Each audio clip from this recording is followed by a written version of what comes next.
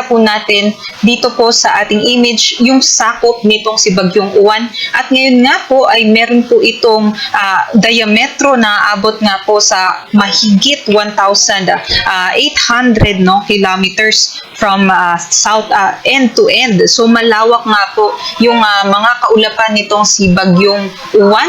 At kung may kukumpara nga po natin ito sa Pilipinas, yung length naman po ng Philippines, no, from Batanes to Jolo, nasa may 1,800 kilometers din.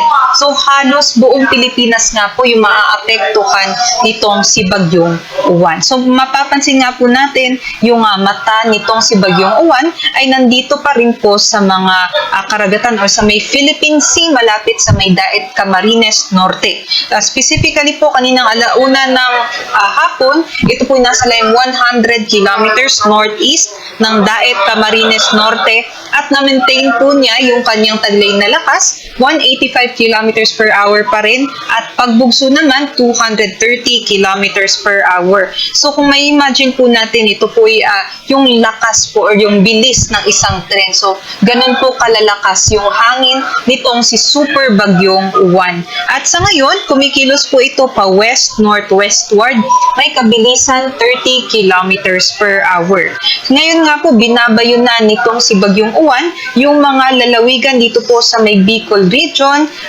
Kanina nga po ay nag-close approach po ito sa may Catanduanes at inaasahan nga po natin ngayong hapon o mamayang gabi ay posibleng nga po mag-close approach din po ito dito po sa may Calaguas o Polillo Islands. Ito naman po yung ating forecast track in intensity para kay Super Bagyong Uwan.